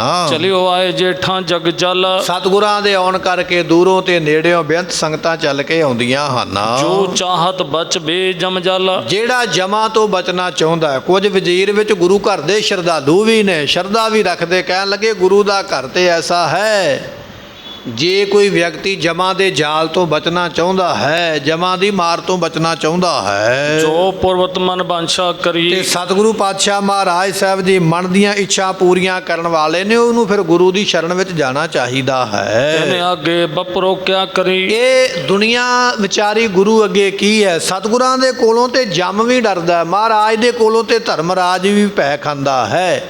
ਤੇ ਜਿਨ੍ਹਾਂ ਕੋਲੋਂ ਐਸੀਆਂ ਤਾਕਤਾਂ ਡਰ ਖਾਂਦੀਆਂ, ਮਨੁੱਖ ਉਹਦੇ ਅੱਗੇ ਕੀ ਹੈ। ਰਵ ਕੋਏ ਸੁਤ ਕੋ ਤਰਾਸ ਕਹਾਂ, ਜੋ ਚਰਨ ਗੁਰੂ ਚਿਤ ਲਾਵਤ ਹੈ। ਗੁਰਬਾਣੀ ਦਾ ਬਚਨ ਹੈ। ਧਰਮਰਾਜ ਨੂੰ ਸੂਰਜ ਦਾ ਪੁੱਤਰ ਲਿਖਿਆ ਹੈ, ਤੇ ਕਹਿਣ ਲੱਗੇ ਜਿਹੜਾ ਚਰਨ ਗੁਰੂ ਚਿਤ ਲਾਵਤ ਹੈ, ਜਿਹੜਾ ਗੁਰੂ ਦੇ ਚਰਨਾਂ ਨਾਲ ਸਿੱਖ ਆਪਣਾ ਚਿੱਤ ਲਾ ਲੈਂਦਾ ਨਾ, ਉਹਨੂੰ ਸੂਰਜ ਦੇ ਪੁੱਤਰ ਦਾ ਡਰ ਨਹੀਂ ਰਹਿੰਦਾ। ਭਾਵ ਕਿ ਧਰਮਰਾਜ ਦਾ ਡਰ ਫਿਰ ਰਹਿ ਨਹੀਂ ਜਾਂਦਾ। ਕਿਹਨੂੰ ਨਹੀਂ ਰਹਿੰਦਾ? ਜਿਹੜਾ ਗੁਰੂ ਚਰਨਾਂ ਦੇ ਨਾਲ ਚਿੱਤ ਲਾਉਂਦਾ, ਮਨ ਤੇ ਆਉਂਦਾ, ਮਨ ਟਿਕਾਉਂਦਾ, ਧਿਆਨ ਲਾਉਂਦਾ ਹੈ। ਸਤਿਗੁਰੂ ਪਾਤਸ਼ਾਹ ਕਹਿਣ ਲੱਗੇ, ਇਹ ਵਜ਼ੀਰ ਕਹਿੰਦੇ ਪਏ, ਕਹਿਣ ਲੱਗੇ ਵੀ ਗੁਰੂ ਦਾ ਘਰ ਐਸੀ ਮਹਿਮਾ ਵਾਲਾ ਹੈ, ਜਿਹੜਾ ਚਿੱਤ ਲਾਉਂਦਾ ਉਹਦਾ ਭਲਾ ਹੁੰਦਾ ਹੈ। ਤੇ ਗੁਰੂ ਦਾ ਘਰ ਦੇ ਨਾਲ ਜੁੜਿਆ ਤੇ ਜਮਾਂ ਦਾ ਡਰ ਨਹੀਂ ਰਹਿ ਜਾਂਦਾ। ਇਹ ਮਨੁੱਖ ਦੀ ਕੀ ਗਿਣਤੀ ਹੈ। ਕਾਟ ਕਾਟ ਭੇਵ ਨ ਤਿਨ ਕੋ ਸ਼ਾਨਾ। ਸਤਿਗੁਰੂ ਪਾਤਸ਼ਾਹ ਮਹਾਰਾਜ ਜੀਆਂ ਘਾਟਾਂ ਘਾਟਾਂ ਦਾ ਭੇਦ ਜਾਣਦੇ ਨੇ। ਇਹ ਗੱਲ ਕੋਈ ਛੁਪੀ ਹੋਈ, ਕੋਈ ਗੁੱਝੀ ਹੋਈ ਨਹੀਂ ਹੈ। ਕਰਨ ਤੋਰ ਛਲ ਲੀਨ ਪਛਾਨਾ। ਇਹ ਆਪਣੇ ਕੋਲ ਹੱਥ ਤੇ ਸਰੋਂ ਜਮਾਉਣ ਵਾਲੀ ਗੱਲ ਹੈ ਵੀ ਜੇ ਮਹਾਰਾਜ ਮੰਨਦੀ ਜਾਣਦੇ ਨੇ ਤੇ ਸਾਨੂੰ ਹਾਥੀ ਉਹਨਾਂ ਨੇ ਤਾਂ ਨਹੀਂ ਦਿੱਤਾ, ਕਿਉਂਕਿ ਅਸੀਂ ਇੱਥੇ ਮਹਿਲਾਂ ਵਿੱਚ ਬੈਠ ਕੇ ਇਹ ਵਿਚਾਰ ਬਣਾਈ ਸੀ ਕਿ ਹਾਥੀ ਤੇ ਕੇਵਲ ਬਹਾਨਾ ਲਾ ਕੇ ਲੈ ਕੇ ਆਉਣਾ, ਪਰ ਹਾਥੀ ਆਪਾਂ ਮਹਾਰਾਜ ਨੂੰ ਮੋੜਨਾ ਨਹੀਂ। ਇਹ ਅਸੀਂ ਸਲਾਹ ਕੀਤੀ ਹੈ, ਮਹਾਰਾਜ ਨੂੰ ਦੱਸਿਆ ਨਹੀਂ ਕਿਸੇ ਨੇ। ਪਰ ਸਤਿਗੁਰੂ ਐਸੇ ਅੰਤਰਜਾਮੀ ਨੇ, ਉਹਨਾਂ ਨੇ ਉੱਥੇ ਬੈਠਿਆਂ ਪਤਾ ਲੱਗ ਗਿਆ ਵੀ ਇਹ ਸਾਡੇ ਨਾਲ ਛਲ ਕਰਨਾ ਚਾਹੁੰਦੇ ਨੇ। ਤੇ ਇੱਥੋਂ ਪਤਾ ਲੱਗਦਾ ਵੀ ਮਹਾਰਾਜ ਦੇ ਕੋਲੋਂ ਕੋਈ ਗੁੱਝੀ ਹੋਈ ਗੱਲ, ਕੋਈ ਛੁਪੀ ਹੋਈ ਗੱਲ ਨਹੀਂ ਹੈ, ਉਹ ਹਰੇਕ ਦੇ ਮਨ ਦੀ ਜਾਣਦੇ ਹਨ। ਸਰਲ ਹਿਰਦੇ ਹੋਏ ਸੇਵਕ ਜਾਚੇ। ਜੇ ਕੋਈ ਸੇਵਕ ਬਣ ਕੇ ਸ਼ਰਧਾ ਰੱਖ ਕੇ ਮਹਾਰਾਜ ਦੇ ਕੋਲੋਂ ਵਸਤੂ ਮੰਗੇ, ਟੇਢੇ ਮਨ ਦੇ ਨਾਲ ਕੁਝ ਨਹੀਂ ਮਿਲਦਾ। ਪਰ ਜੇ ਕੋਈ ਮਨ ਸਿੱਧਾ ਕਰਕੇ ਆਵੇ, ਭਾਵਨਾ ਨਾਲ ਆ ਕੇ ਕੋਈ ਵਸਤੂ ਮੰਗਦਾ ਹੈ, ਤਉ ਦੇ ਦੇਤ ਦੁਰਦ ਗੁਰ ਸਾਚੇ। ਤੇ ਸਤਿਗੁਰੂ ਪਾਤਸ਼ਾਹ ਮਹਾਰਾਜ ਜੀਆਂ ਨੇ ਫਿਰ ਹਾਥੀ ਦੇ ਦੇਣਾ ਸੀ। ਵਜ਼ੀਰ ਕਹਿੰਦੇ ਪਏ, ਰਾਜਾ ਇਹ ਸਾਡੇ ਮਨ ਵਿੱਚ ਵਿਸ਼ਵਾਸ ਹੈ, ਜੇ ਆਪਾਂ ਸੱਚੇ ਮਨ ਦੇ ਨਾਲ ਹਾਥੀ ਮੰਗਦੇ ਤੇ ਮਹਾਰਾਜ ਨੇ ਨਾ ਕੋਈ ਨਹੀਂ ਸੀ ਕਰਨੀ, ਦੇ ਉਹਨਾਂ ਨੇ ਜ਼ਰੂਰ ਦੇਣਾ। ਹਾਥੀ ਨਾ ਕਰਨ ਦਾ ਕਾਰਨ ਇਹ ਬਣਿਆ ਵੀ ਜਿਹੜਾ ਸਾਡੇ ਮਨ ਵਿੱਚ ਕਪਟ ਹੈ, ਛਲ ਹੈ ਨਾ, ਅਸੀਂ ਧੋਖਾ ਕਰਨਾ ਚਾਹੁੰਦੇ ਸੀ, ਸਾਡੇ ਛਲ ਕਰਕੇ ਮਹਾਰਾਜ ਨੇ ਨਾ ਕੀਤੀ ਹੈ। ਜੇ ਤੁਮ ਮਾਨੋਗੇ ਮਤ ਮੋਰਾ। ਜੇ ਤੁਸੀਂ ਸਾਡੀ ਸਲਾਹ ਮੰਨ ਲਵੋ, ਸਾਡੀਆਂ ਦਸੀਆਂ ਹੋਈਆਂ ਗੱਲਾਂ ਨੂੰ ਮੰਨ ਲੈਣਾ ਕਰੋ, ਤੇ ਕਰਨ ਕਪਟ ਤੇ ਲਿਓ ਮਨ ਮੋਰਾ। ਇਹ ਆਪਣਾ ਮਨ ਕਪਟ ਵੱਲੋਂ ਪਿੱਛੇ ਹਟਾ। ਕਿਸੇ ਸਿਆਣੇ ਵਜ਼ੀਰ ਨੇ ਸਲਾਹ ਦਿੱਤੀ, ਕਹਿਣ ਲੱਗੇ ਭੀਮ ਚੰਦ ਸਾਡੀ ਸਲਾਹ ਮੰਨ, ਜਿਹੜੀਆਂ ਤੇਰੇ ਮਨ ਵਿੱਚ ਕਪਟ ਵਾਲੀਆਂ ਗੱਲਾਂ, ਛਲ ਵਾਲੀਆਂ ਗੱਲਾਂ, ਇਧਰੋਂ ਮਨ ਨੂੰ ਮੋੜ, ਮਨ ਨੂੰ ਪਰੇ ਕਰ, ਜੇ ਕੁਝ ਲੈਣਾ ਚਾਹੁੰਦਾ ਹੈ। ਗੁਣ ਹੋਏ ਬ੍ਰਿੰਦ ਬਿਲੰਦ ਆਨੰਦੋਂ। ਸਤਿਗੁਰੂ ਪਾਤਸ਼ਾਹ ਮਹਾਰਾਜ ਜੀਆਂ ਦੇ ਵਿੱਚ ਬੇਅੰਤ ਗੁਣ ਨੇ, ਜਿਹੜਾ ਜੁੜਦਾ ਉਹ ਆਨੰਦ ਦੇ ਸਮੇਤ ਹੁੰਦਾ ਹੈ। ਗਮਨੋਂ ਦਰਸੋ ਪੁਰੀ ਆਨੰਦੋਂ। ਅਸੀਂ ਤੈਨੂੰ ਇਹ ਗੱਲ ਕਹਿੰਦੇ ਆਂ ਵੀ ਕਪਟ ਛੱਡ ਕੇ ਤੇ ਆਪ ਜਾ ਮਹਾਰਾਜ ਦੇ ਕੋਲ। ਜੇ ਹਾਥੀ ਲੈਣਾ ਹੀ ਚਾਹੁੰਦਾ ਹੈ ਨਾ, ਪਹਿਲਾਂ ਮਨ ਦਾ ਕਪਟ ਛੱਡ, ਛਲ ਛੱਡ। ਇਹ ਨਾ ਸੋਚ ਵੀ ਹਾਥੀ ਮੈਂ ਮੋੜਨਾ ਹੀ ਨਹੀਂ। ਗੁਰੂ ਦੀ ਇਮਾਨਤ ਜਾਣ ਕੇ ਮੰਗ ਲੈ, ਪਰ ਵਾਪਸ ਮੋੜ, ਮਨ ਕਰ ਸਿੱਧਾ, ਤੇ ਮਨ ਵਿੱਚ ਲਿਆ ਨਿਮਰਤਾ। ਫਿਰ ਗੁਰੂ ਕੋਲੋਂ ਜਾ ਕੇ ਮੰਗ, ਮਹਾਰਾਜ ਨਾ ਨਹੀਂ ਕਰਨਗੇ। ਪਰ ਜੇ ਤੇਰੇ ਮਨ ਵਿੱਚ ਛਲ ਹੈ ਤੇ ਫਿਰ ਪ੍ਰਾਪਤੀ ਨਹੀਂ ਹੈ। ਨਹਿਜੇ ਮਾਨੋ ਬੈਰ ਸੰਭਾਰੇ। ਤੇ ਜੇ ਸਤਿਗੁਰੂ ਪਾਤਸ਼ਾਹ ਨਹੀਂ ਮੰਨਦੇ ਜਾਂ ਵੈਰ ਕਰਦੇ ਹਨ, ਹਰੇ ਅਵਗੁਣ ਪਰੈ ਵਿਗਾਰੇ। ਇਹਦੇ ਵਿੱਚ ਅਵਗੁਣ ਪੈਣਗੇ, ਨੁਕਸਾਨ ਹੋਵੇਗਾ, ਘਾਟਾ ਪਵੇਗਾ। ਜੇ ਆਪਾਂ ਜੰਗ ਵਾਲੇ ਪਾਸੇ ਤੁਰਦੇ ਤੇ ਗੱਲ ਠੀਕ ਨਹੀਂ ਹੈ। ਸੇਵ ਹੋ ਲੇਹੂ ਪਦਾਰਥ ਚਾਰਾ। ਇਸ ਕਰਕੇ ਸਤਿਗੁਰਾਂ ਦੀ ਕਰੋ ਸੇਵਾ, ਤੇ ਚਾਰੇ ਪਦਾਰਥ ਜਿਹੜੇ ਨੇ ਗੁਰੂ ਦੀ ਸੇਵਾ ਵਿੱਚੋਂ ਪ੍ਰਾਪਤ ਹੁੰਦੇ ਨੇ। ਇਸ ਕਰਕੇ ਸਤਿਗੁਰੂ ਪਾਤਸ਼ਾਹ ਮਹਾਰਾਜ ਜੀਆਂ ਦੀ ਸੇਵਾ ਕਰਕੇ ਸਾਰੇ ਪਦਾਰਥ ਜਿਹੜੇ ਪ੍ਰਾਪਤ ਕਰਨੇ ਕਰੋ। ਚਾਰਾ ਚਲੈ ਨਾ ਅਜ਼ਮਤ ਵਾਰਾ। ਤੇ ਸਤਿਗੁਰੂ ਪਾਤਸ਼ਾਹ ਮਹਾਰਾਜ ਕਹਿਣ ਲੱਗੇ ਕਿ ਇਹ ਸਤਿਗੁਰੂ ਦੇ ਘਰ ਦੇ ਨਾਲ ਕੋਈ ਚਾਰਾ ਨਹੀਂ ਚੱਲਣਾ, ਕੋਈ ਜ਼ੋਰ ਨਹੀਂ ਚੱਲਣਾ ਹੈ। ਗੁਰੂ ਦਾ ਘਰ ਤੇ ਕਰਾਮਾਤੀ ਹੈ, ਗੁਰੂ ਦਾ ਘਰ ਤੇ ਸ਼ਕਤੀਆਂ ਵਾਲਾ ਹੈ। ਵਾਰਾ ਸਾਰਾ ਆਏ ਨ 300। ਤੇ ਗੁਰੂ ਘਰ ਦੇ ਨਾਲ ਸਾਡਾ ਵਾਰਾ ਸਾਰਾ ਪੂਰਾ ਨਹੀਂ ਪੈਣਾ, ਭਾਵ ਕਿ ਗੁਰੂ ਦੇ ਨਾਲ ਸਾਡੀ ਬਰਾਬਰੀ ਕੋਈ ਨਹੀਂ ਪੈਣੀ ਹੈ। ਜੇ ਆਪਾਂ ਕਹੀਏ ਵੀ ਫੌਜ ਲਿਜਾ ਕੇ ਜੰਗ ਕਰਾਂਗੇ ਤੇ ਆਪਾਂ ਜਿੱਤਣਾ ਕੋਈ ਨਹੀਂ, ਇਹ ਗੱਲ ਪੱਲੇ ਬੰਨ੍ਹ ਲਾ। ਜੇ ਆਪਾਂ ਚਤਰਾਈ ਕਰਾਂਗੇ ਗੱਲ ਤਾਂ ਵੀ ਨਹੀਂ ਬੰਨਣੀ ਹੈ। ਤੇ ਜੇ ਆਪਾਂ ਕੋਈ ਹੋਰ ਕਾਰਜ ਕਰਾਂਗੇ, ਗੁਰੂ ਘਰ ਦੇ ਨਾਲ ਸਾਡਾ ਵਾਰਾ ਸਾਰਾ ਨਹੀਂ ਲੈਣਾ, ਭਾਵ ਕਿ ਕਿਸੇ ਵੀ ਤਰੀਕੇ ਦੇ ਨਾਲ ਗੁਰੂ ਘਰ ਨਾਲ ਬਰਾਬਰੀ ਕੋਈ ਨਹੀਂ ਹੋਣੀ। ਇਸ ਕਰਕੇ ਆਪਾਂ ਨੂੰ ਗੁਰੂ ਘਰ ਦੇ ਨਾਲ ਬਰਾਬਰ ਹੋਣ ਦੀ ਬਜਾਏ ਸਗੋਂ ਸ਼ਰਧਾ ਰੱਖ ਕੇ ਨੀਵੇਂ ਹੋਣਾ ਚਾਹੀਦਾ ਹੈ। 300 ਬਨ ਕਰ ਜਾਚਨ ਜਿਨ ਸੋ। ਇਸ ਕਰਕੇ ਮਹਾਰਾਜ ਜੀਆਂ ਦੇ ਕੋਲ ਜਾ ਕੇ ਮੰਗੀਏ। ਮੰਗੀਏ ਕਿਵੇਂ? ਨਿਮਰਤਾ ਦੇ ਨਾਲ, ਭਾਵਨਾ ਦੇ ਨਾਲ, ਪਿਆਰ ਦੇ ਨਾਲ ਜਾ ਕੇ ਮੰਗਣਾ ਕਰੀਏ। ਇਤਿਆਦਿਕ ਸਿੱਖਿਆ ਕਹੋ ਦੀਨ। ਇਤਿਆਦਿਕ ਕਈ ਤਰ੍ਹਾਂ ਦੀ ਸਿੱਖਿਆ ਜਿਹੜੀ ਹੈ ਉਹ ਇਹਨਾਂ ਮੰਤਰੀਆਂ ਨੇ ਰਾਜੇ ਭੀਮ ਚੰਦ ਨੂੰ ਦਿੱਤੀ ਹੈ। ਦੀਨ ਬਨੋਹੇ ਸੁਮਤ ਪ੍ਰਵੀਨ। ਇਸ ਕਰਕੇ ਇਹ ਸਿਆਣੇ ਰਾਜੇ ਸਿਆਣਪ ਤੋਂ ਕੰਮ ਲੈ। ਗੁਰੂ ਘਰ ਦੇ ਨਾਲ ਵੈਰ ਨਾ ਕਰੀਏ, ਗੁਰੂ ਘਰ ਨਾਲ ਨਿਮਰਤਾ ਰੱਖੀਏ, ਪਿਆਰ ਦੇ ਨਾਲ ਮੰਗੀਏ ਤੇ ਸਤਿਗੁਰੂ ਬਹੁਤ ਕੁਝ ਦੇਣ ਵਾਲੇ ਹਨ। ਬੀਨ ਬੀਨ ਕਰ ਗੁਣ ਮਤ ਲੀਨ। ਤੇ ਸਤਿਗੁਰੂ ਪਾਤਸ਼ਾਹ ਦੇ ਘਰੋਂ ਤੇ ਚੁਣ ਚੁਣ ਕੇ ਗੁਣ ਲੈਣੇ ਚਾਹੀਦੇ, ਕਿਉਂਕਿ ਗੁਰੂ ਦਾ ਘਰ ਤੇ ਗੁਰਮੁਖੋ ਸਮੁੰਦਰ ਹੈ ਨਾ, ਤੇ ਸਮੁੰਦਰ ਵਿੱਚ ਹੁੰਦੇ ਹੀਰੇ ਤੇ ਮੋਤੀ। ਤੇ ਗੁਰੂ ਦੇ ਘਰ ਦੇ ਵਿੱਚ ਹੀਰੇ ਮੋਤੀ ਕੀ ਨੇ? ਜਿਹੜੇ ਸ਼ੁਭ ਗੁਣ ਨੇ, ਇਹ ਨੇ ਗੁਰੂ ਦੇ ਘਰ ਵਿੱਚ, ਇਹ ਲੈਣੇ ਚਾਹੀਦੇ। ਪਰ ਅਸੀਂ ਕਈ ਵਾਰੀ ਕੀ ਕਰਦੇ ਹਾਂ, ਸ਼ੁਭ ਗੁਣਾਂ ਨੂੰ ਛੱਡ ਕੇ ਸਗੋਂ ਔਗਣ ਲੈ ਜਾਂਦੇ ਹਾਂ। ਸੁਭਾਅ ਕਿਹਦੇ ਵਰਗਾ ਬਣਿਆ ਹੋਇਆ? ਸੁਭਾਅ ਛਾਨਣੀ ਵਰਗਾ, ਛੰਨੀ ਵਰਗਾ ਬਣਿਆ ਹੋਇਆ। ਛਾਨਣੀ ਦੇ ਵਿੱਚ ਮਹਿੰਗਾ ਪਦਾਰਥ ਪਾ ਦਈਏ ਨਾ, ਆਟਾ ਪਾ ਦਈਏ, ਕੋਈ ਹੋਰ ਮਹਿੰਗੀ ਵਸਤੂ ਪਾ ਦਈਏ, ਤੇ ਛਾਨਣੀ ਨੂੰ ਹਿਲਾਈਏ, ਛੰਨੀ ਨੂੰ, ਤੇ ਉਹਦਾ ਸੁਭਾਅ ਕੀ ਹੈ? ਆਟੇ ਨੂੰ ਕੋਲ ਨਹੀਂ ਰੱਖਣਾ, ਥੱਲੇ ਸੁੱਟ ਦੇਣਾ, ਥੱਲੇ ਕੇਰ ਦਿੰਦੀ ਹੈ। ਕੋਲ ਕੀ ਰੱਖਦੀ ਹੈ? ਸ਼ਾਨ, ਫੱਕ, ਤੀਲਾ, ਡੱਕਾ। ਜਿਹੜੀ ਚੀਜ਼ ਰੱਖਣ ਵਾਲੀ ਉਹ ਨਹੀਂ ਰੱਖੀ, ਜਿਹੜੀ ਛੱਡਣੀ ਹੈ ਉਹ ਕੋਲ ਰੱਖ ਲਈ ਹੈ। ਸੁਭਾਅ ਕੁਝ ਇਸੇ ਤਰ੍ਹਾਂ ਦਾ ਮਨੁੱਖ ਦਾ ਬਣ ਗਿਆ ਹੈ। ਗੁਰੂ ਘਰ ਦੇ ਵਿੱਚ ਆਏ ਸੀ ਇੱਥੋਂ ਗੁਣ ਲੈਣ ਵਾਸਤੇ, ਇੱਥੋਂ ਨਿਮਰਤਾ ਲੈਣ ਵਾਸਤੇ, ਪਿਆਰ, ਸ਼ਰਧਾ, ਭਰੋਸਾ ਲੈਣ ਵਾਸਤੇ, ਉੱਚਾ ਸੁੱਚਾ ਤੇ ਚੰਗਾ ਜੀਵਨ ਲੈਣ ਵਾਸਤੇ। ਪਰ ਸੁਭਾਅ ਛਾਨਣੀ ਵਰਗਾ, ਉਹ ਤੇ ਸਾਰਾ ਕੁਝ ਇੱਥੇ ਸੁੱਟ ਦਿੱਤਾ। ਪਰ ਇੱਥੋਂ ਔਗੁਣਾਂ ਦੀ ਪੰਡ ਬੰਨ੍ਹ ਕੇ ਲੈ ਗਿਆ। ਕਿਸੇ ਨਾਲ ਈਰਖਾ, ਕਿਸੇ ਦੀ ਨਿੰਦਿਆ, ਕਿਸੇ ਨਾਲ ਝਗੜਾ, ਕਿਸੇ ਬਾਰੇ ਮਾੜਾ ਸੋਚਿਆ, ਕਿਸੇ ਬਾਰੇ ਮਾੜਾ ਕੀਤਾ, ਸਗੋਂ ਇਹਨਾਂ ਕੰਮਾਂ ਨੂੰ ਫੜ ਲਿਆ। ਇਹ ਕੰਮ ਛੱਡ ਕੇ ਗੁਰੂ ਦਾ ਗੁਣ ਲੈਣਾ ਚਾਹੀਦਾ ਸੀ, ਨਿਮਰਤਾ ਤੇ ਪਿਆਰ ਲੈਣਾ ਚਾਹੀਦਾ, ਪਰ ਉਹ ਲਿਆ ਨਹੀਂ। ਛੰਦਨੀ ਵਰਗਾ ਸੁਭਾਅ ਹੈ, ਗੁਣ ਛੱਡ ਗਿਆ, ਔਗੁਣਾਂ ਦੀ ਪੰਡ ਬੰਨ੍ਹ ਲਈ। ਬਲਕਿ ਚਾਹੀਦਾ ਸੀ ਕਿ ਅਵਗੁਣ ਛੱਡ ਕੇ ਜਾਂਦਾ, ਸਗੋਂ ਗੁਣ ਲੈ ਕੇ ਜਾਂਦਾ, ਪਰ ਨਹੀਂ, ਉਲਟਾ ਚੱਲਿਆ। ਗੁਣ ਤੇ ਇੱਥੇ ਛੱਡ ਗਿਆ, ਔਗੁਣ ਨਾਲ ਨਿੰਦਿਆ ਕਰਕੇ ਆਪਣੇ ਲੈ ਗਿਆ ਹੈ। ਲੀਨ ਆਨੰਦ ਜੇ ਗੁਰ ਰਸ ਭੀਨ। ਤੇ ਜਿਹੜੇ ਗੁਰੂ ਦੇ ਕੋਲੋਂ ਆ ਕੇ ਗੁਣ ਲੈਂਦੇ ਨਾ ਚੁਣ ਚੁਣ ਕੇ ਭਾਈ, ਉਹਨਾਂ ਦੇ ਫਿਰ ਗੁਰੂ ਨੂੰ ਰਸ ਆਉਣ ਲੱਗ ਪੈਂਦਾ ਬਾਣੀ ਦਾ, ਤੇ ਉਹ ਫਿਰ ਰਸਾਂ ਦੇ ਸਮੇਤ ਹੋ ਕੇ ਗੁਰਮੁਖ ਜਿਹੜੇ ਨੇ ਮਹਾਰਾਜ ਜੀਆਂ ਦੇ ਕੋਲੋਂ ਸ੍ਰੇਸ਼ਟ ਗੁਣ ਲੈ ਕੇ ਰਸ ਵਿੱਚ ਭਿੱਜ ਜਾਂਦੇ ਹਨ। ਭੀਮ ਚੰਦ ਮਤ ਮੰਦ ਨਾ ਮਾਨੀ। ਕਹਿਣ ਲੱਗੀ ਵੀ ਵਜ਼ੀਰਾਂ ਨੇ ਗੁਰਮੁਖੋ ਗੱਲ ਤੇ ਬੜੀ ਸਿਆਣੀ ਕਹੀ ਹੈ ਵੀ ਮਹਾਰਾਜ ਦੇ ਨਾਲ ਵੈਰ ਨਾ ਕਰੀਏ, ਨਿਮਰਤਾ ਰੱਖ ਕੇ ਮੰਗੀਏ ਤੇ ਮਨ ਕਰ ਲਈਏ ਸਿੱਧਾ, ਤੇ ਮਹਾਰਾਜ ਬੜਾ ਕੁਝ ਦੇਣਗੇ। ਪਰ ਕਹਿਣ ਲੱਗੇ ਭੀਮ ਚੰਦ ਦੇ ਮਨ ਵਿੱਚ ਹੰਕਾਰ ਹੈ, ਮਾਣ ਹੈ, ਉਹਨੂੰ ਇਹ ਗੱਲਾਂ ਚੰਗੀਆਂ ਨਹੀਂ ਲੱਗੀਆਂ। ਕਹਿਣ ਲੱਗਾ ਮੈਂ ਗੁਰੂ ਘਰ ਅੱਗੇ ਨਿਉ ਜਾਵਾਂ, ਇਹ ਕਿਵੇਂ ਹੋ ਸਕਦਾ? ਮੈਂ ਐਡਾ ਵੱਡਾ ਰਾਜਾ, ਇੰਨਾ ਵੱਡਾ ਰਾਜ, ਇੰਨੀ ਤਾਕਤ, ਇੰਨੀ ਫੌਜ, ਇੰਨਾ ਧਨ ਮੇਰੇ ਕੋਲ, 21 ਰਾਜੇ ਮੈਨੂੰ ਸਲਾਮਾਂ ਕਰਦੇ ਨੇ, ਐਡੇ ਵੱਡੇ ਰਾਜ ਭਾਗ ਦਾ ਮੈਂ ਮਾਲਕ, ਤੇ ਮੈਂ ਗੁਰੂ ਅੱਗੇ ਨਿਮਰਤਾ ਵਿਖਾਵਾਂ, ਮੈਂ ਜਾਵਾਂ ਮੰਗਣ ਹਾਥੀ? ਨਹੀਂ, ਮੈਨੂੰ ਇਹ ਮਨਜ਼ੂਰ ਨਹੀਂ ਹੈ। ਕਹਿਣ ਲੱਗੇ ਮਾਨੀ ਬਾਦਸ਼ਾਹ ਹੰਕਾਰੀ ਹੈ ਭੀਮ ਚੰਦ, ਇਹਨੂੰ ਆਪਣੇ ਵਜ਼ੀਰਾਂ ਦੀਆਂ ਸਿਆਣੀਆਂ ਦਸੀਆਂ ਹੋਈਆਂ ਗੱਲਾਂ ਵੀ ਚੰਗੀਆਂ ਨਹੀਂ ਲੱਗੀਆਂ ਹਨ।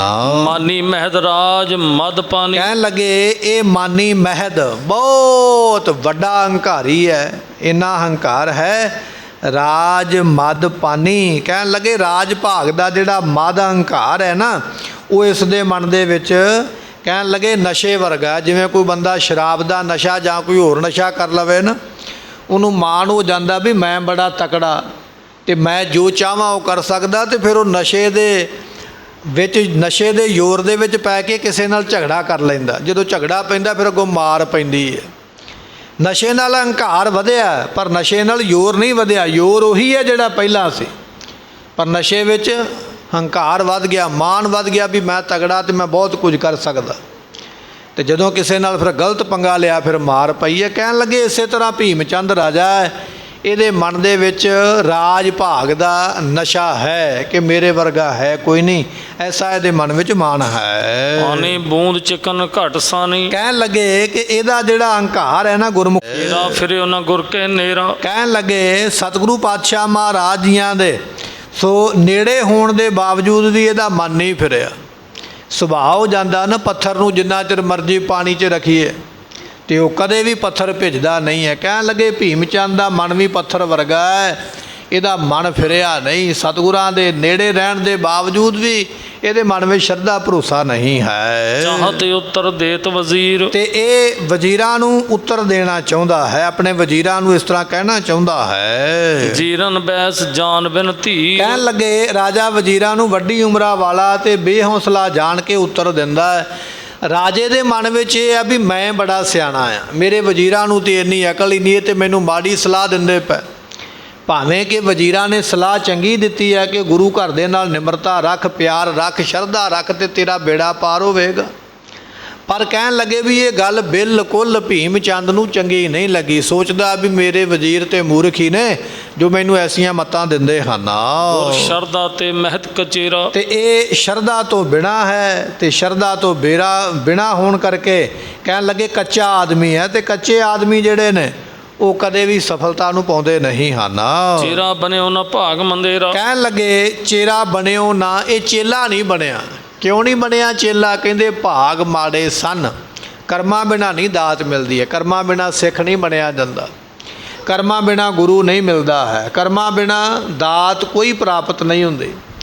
ਭੀਮ ਚੰਦ ਦਾ ਮਨ ਫਿਰਿਆ ਹੈ ਗੁਰੂ ਦੇ ਨਾਲੋਂ, ਤਾਂ ਫਿਰਿਆ ਕਿਉਂਕਿ ਮਾੜੇ ਭਾਗ, ਮੰਦੇ ਭਾਗ ਹੋਣ ਕਰਕੇ ਇਹਦਾ ਮਨ ਇਸ ਤਰ੍ਹਾਂ ਬਦਲ ਗਿਆ ਹੈ। ਜਿਸ ਕੋ ਪ੍ਰਭ ਨੇ ਭਲਾ ਨਾ ਕਰਨਾ। ਸੋ ਜਿਸ ਕੋ ਪ੍ਰਭ ਨੇ ਭਲਾ ਨਾ ਕਰਨਾ, ਜਿਹਦਾ ਭਲਾ ਪਰਮੇਸ਼ਰ ਨਹੀਂ ਕਰਨਾ ਚਾਹੁੰਦਾ, ਕਿਉਂਕਿ ਭਲਾ ਵੀ ਤਾਂ ਹੁੰਦਾ ਜੇ ਪਰਮੇਸ਼ਰ ਚਾਹਵੇ, ਤੇ ਜਿਹਦਾ ਭਲਾ ਪਰਮੇਸ਼ਰ ਨਹੀਂ ਕਰਨਾ ਚਾਹੁੰਦਾ ਜਾਂ ਜਿਹਦਾ ਭਲਾ ਨਹੀਂ ਹੋਣਾ ਹੈ। ਕਰੁਣਾ ਕਿਮ ਪ੍ਰਾਪਤ ਗੁਰ ਸਰਨ। ਤੇ ਕਹਿਣ ਲੱਗੇ ਫਿਰ ਉਸ ਨੂੰ ਕਰੁਣਾ ਕਿਰਪਾ ਕਿਵੇਂ ਪ੍ਰਾਪਤ ਹੋ ਸਕਦੀ ਹੈ ਜਿਹੜਾ ਗੁਰੂ ਸ਼ਰਨ ਵਿੱਚ ਨਹੀਂ ਆਇਆ, ਗੁਰੂ ਦੇ ਕੋਲ ਨਹੀਂ ਆਇਆ, ਗੁਰੂ ਦੇ ਉੱਪਰ ਸ਼ਰਧਾ ਨਹੀਂ ਰੱਖਦਾ ਤੇ ਕਹਿਣ ਲੱਗੇ ਫਿਰ ਉਹ ਵਿਅਕਤੀ ਦੇ ਉੱਪਰ ਕਿਰਪਾ ਕਿਵੇਂ ਹੋ ਸਕਦੀ ਹੈ, ਕਿਵੇਂ ਉਹ ਕਿਰਪਾ ਨੂੰ ਪ੍ਰਾਪਤ ਕਰ ਸਕਦਾ ਹੈ। ਦੋਹਰਾ ਸੁਨ ਵਜ਼ੀਰ ਭਾਖਿਓ ਕਹਾ ਮੋਹਿ ਪ੍ਰਤਾਪ ਘਟਾਏ। ਤੇ ਉਸ ਵੇਲੇ ਕਹਿਣ ਲੱਗੇ ਇਹ ਸਾਰੀਆਂ ਗੱਲਾਂ ਵਜ਼ੀਰਾਂ ਨੇ ਸੁਣੀਆਂ।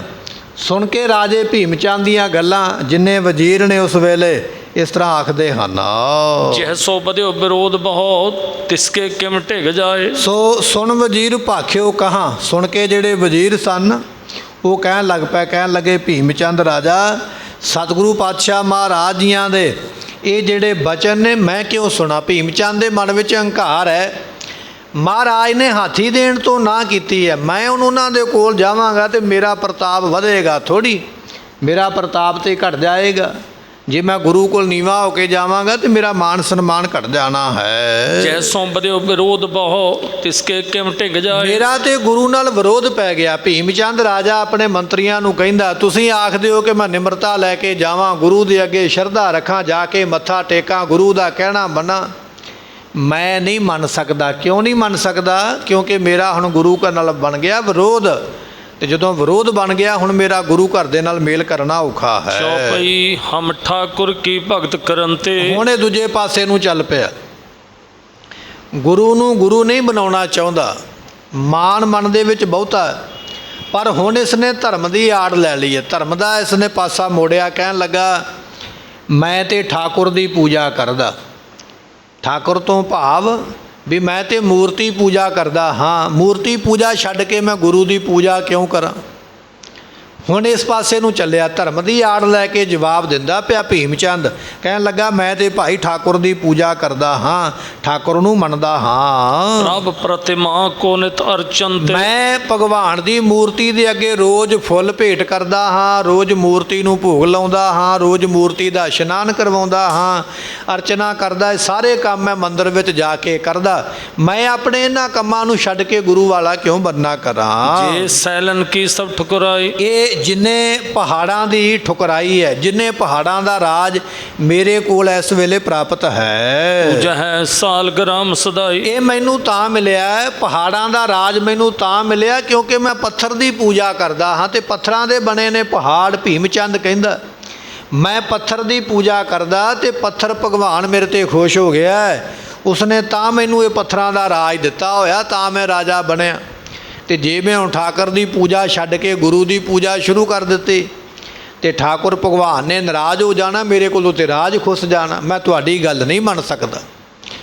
ਆਪਣੇ ਆਪ ਨੂੰ ਪਰੇ ਕਰਨ ਵਾਸਤੇ, ਬਚਨ ਵਾਸਤੇ ਇਹ ਹੁਣ ਐਸੇ ਬਚਨ ਕਰਦਾ। ਕਹਿਣ ਲੱਗਾ ਵੀ ਠਾਕੁਰ ਦੀ ਪੂਜਾ ਕਰਕੇ ਮੈਨੂੰ ਇਹ ਪਹਾੜਾਂ ਦਾ ਰਾਜ ਮਿਲਿਆ, ਮੈਂ ਉਸ ਪੂਜਾ ਨੂੰ ਕਿਉਂ ਛੱਡਣਾ ਕਰਾਂ। ਰਾਜਪੂਤ ਹਮ ਬੰਸ ਵਡੇਰੇ। ਕਿਉਂਕਿ ਅਸੀਂ ਤੇ ਰਾਜਪੂਤ ਆ ਨਾ, ਤੇ ਰਾਜਪੂਤ ਨੇ ਹਿੰਦੂ ਰਾਜੇ ਤੇ ਉਹ ਮੰਨਦੇ ਨੇ ਠਾਕੁਰ ਦੀ ਪੂਜਾ ਕਰਦੇ ਹਨ। ਰਹੇ ਸਦੀਵ ਮੂਰਤਨ ਚਿਹਰੇ। ਤੇ ਸਾਡੇ ਵੱਡੇ ਵਡੇਰੇ ਦਾਦੇ ਪੜਦਾਦੇ ਲੱਕੜ ਦਾਦੇ ਪਿੱਛੇ ਨੂੰ ਜਿੰਨੇ ਸਾਡੇ ਖਾਨਦਾਨ ਨੇ ਉਹ ਸਾਰੇ ਮੂਰਤੀ ਪੂਜਾ ਕਰਦੇ ਰਹੇ। ਦਿਵਾਲਿਆਂ ਸ਼ਿਵਾਲਿਆਂ ਦੀ ਪੂਜਾ ਹੁੰਦੀ ਰਹੀ ਹੈ, ਮੰਦਰਾਂ ਵਿੱਚ ਜਾ ਕੇ ਸਾਡੀਆਂ ਆਰਤੀਆਂ ਉਤਰਦੀਆਂ ਨੇ। ਤੇ ਫਿਰ ਉਹ ਕੰਮ ਜਿਹੜਾ ਮੇਰੇ ਵੱਡੇ ਵਡੇਰਿਆਂ ਨੇ ਕੀਤਾ ਮੈਂ ਕਿਉਂ ਛੱਡ ਦਿਆਂ। ਇਹ ਭੀਮ ਚੰਦ ਰਾਜਾ ਆਪਣੇ ਮੰਤਰੀਆਂ ਨੂੰ ਆਖਦਾ ਹੈ। ਇਸ ਕੋ ਤਜ ਅਬ ਨਰ ਤਨ ਪਾਸ। ਤੇ ਜੇ ਹੁਣ ਮੈਂ ਠਾਕੁਰ ਦੀ ਪੂਜਾ ਛੱਡ ਕੇ, ਮੰਦਰ ਵਿੱਚ ਪੂਜਾ ਛੱਡ ਕੇ, ਮੂਰਤੀ ਦੀ ਪੂਜਾ ਛੱਡ ਕੇ, ਤੇ ਤੁਸੀਂ ਕਹਿੰਦੇ ਹੋ ਵੀ ਇੱਕ ਬੰਦੇ ਨੂੰ ਜਾ ਕੇ ਮੱਥਾ ਟੇਕਾਂ, ਬੰਦੇ ਨੂੰ ਮੱਥਾ ਨਹੀਂ ਟੇਕਿਆ ਜਾ ਸਕਦਾ। ਧੰਨ ਗੁਰੂ ਗੋਬਿੰਦ ਸਿੰਘ ਮਹਾਰਾਜ ਜੀਆਂ ਨੂੰ ਇੱਕ ਵਿਅਕਤੀ ਦੱਸਦਾ ਪਿਆ ਭੀਮ ਚੰਦ ਵੀ ਉਹ ਤੇ ਇੱਕ ਵਿਅਕਤੀ, ਇੱਕ ਇਨਸਾਨ ਹੈ। ਮੈਂ ਮੂਰਤੀ ਦੀ ਪੂਜਾ ਛੱਡ ਕੇ, ਮੰਦਰ ਦੀ ਪੂਜਾ ਛੱਡ ਕੇ, ਪੂਜਾ ਅਰਚਨਾ ਛੱਡ ਕੇ ਮੈਂ ਇੱਕ ਨਰ ਸਰੀਰ ਨੂੰ ਜਾ ਕੇ ਮੱਥਾ ਟੇਕਾਂ, ਇਨਸਾਨ ਨੂੰ ਮੱਥਾ ਟੇਕਾਂ, ਇਹ ਗੱਲ ਠੀਕ ਨਹੀਂ ਹੈ। ਮੈਂ ਗੁਰੂ ਨੂੰ ਨਹੀਂ ਮੰਨਾਂਗਾ, ਮੈਂ ਤੇ ਠਾਕੁਰ ਦੀ ਪੂਜਾ ਕਰਨੀ ਹੈ। ਜਾਏ ਕਰਹਿ ਥਿਰ ਹਵੈ ਅਰਦਾਸ। ਤੇ ਮੈਂ ਸਤਿਗੁਰਾਂ ਦੇ ਕੋਲ ਜਾ ਕੇ ਇੱਕ ਬੰਦੇ ਦੇ ਸਾਹਮਣੇ ਜਾ ਕੇ ਜੇ ਅਰਦਾਸ ਕਰਾਂਗਾ ਕੋਲ ਖਲੋ ਕੇ ਵੀ ਮਹਾਰਾਜ ਇਹ ਮੈਨੂੰ ਦੇਣਾ ਕਰੋ, ਇਸ ਪ੍ਰਕਾਰ ਨਹਿਲਾਇਕ ਮੋਕੋ। ਇਹ ਗੱਲ ਮੈਨੂੰ ਠੀਕ ਨਹੀਂ ਹੈ। ਭੀਮ ਚੰਦ ਮੁਕਰ ਗਿਆ। ਵਜ਼ੀਰ ਕਹਿੰਦੇ ਨੇ ਵੀ ਗੁਰੂ ਘਰ ਨਾਲ ਨਿਮਰਤਾ ਰੱਖ ਕੇ ਮੱਥਾ ਟੇਕ, ਤੇਰੀ ਭਾਵਨਾ ਪੂਰੀ ਹੋਵੇਗੀ, ਤੇਰਾ ਭਲਾ ਹੋਵੇਗਾ। ਪਰ ਇਹ ਕਹਿਣ ਲੱਗਾ ਵੀ ਨਹੀਂ, ਮੈਂ ਗੁਰੂ ਘਰ ਦੇ ਅੱਗੇ ਝੁਕ ਨਹੀਂ ਸਕਦਾ, ਨਮਸਕਾਰ ਨਹੀਂ ਕਰ ਸਕਦਾ, ਮੈਂ ਵਿਅਕਤੀ ਨੂੰ ਨਹੀਂ ਮੰਨ ਸਕਦਾ, ਕਿਉਂਕਿ ਮੈਂ ਠਾਕੁਰ ਦੀ ਪੂਜਾ ਕਰਦਾ ਹਾਂ। ਇਸ ਕਰਕੇ ਮੈਨੂੰ ਇਹ ਗੱਲਾਂ ਠੀਕ ਨਹੀਂ ਹਨ।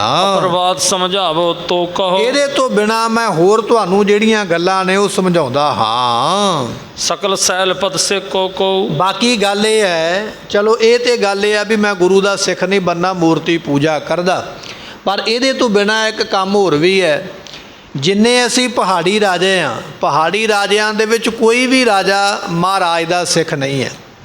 ਮਹਾਰਾਜ ਦਾ ਸਿੱਖ ਤੇ ਦੂਰ ਦੀ ਗੱਲ, ਰਾਜਿਆਂ ਵਿੱਚੋਂ ਜਿੰਨੇ ਪਹਾੜੀਏ ਲੋਕ ਨੇ, ਪਹਾੜੀਏ ਲੋਕਾਂ ਵਿੱਚੋਂ ਵੀ ਕੋਈ ਮਹਾਰਾਜ ਦਾ ਸਿੱਖ ਨਹੀਂ ਬਣਿਆ। ਜਦੋਂ ਮੇਰੇ ਖਾਨਦਾਨ ਵਿੱਚੋਂ, ਮੇਰੇ ਰਾਜ ਵਿੱਚੋਂ ਵੀ ਗੁਰੂ ਦਾ ਸਿੱਖ ਕੋਈ ਨਹੀਂ ਬਣਿਆ, ਤੇ ਮੈਂ ਕਿਉਂ ਬਣਾ?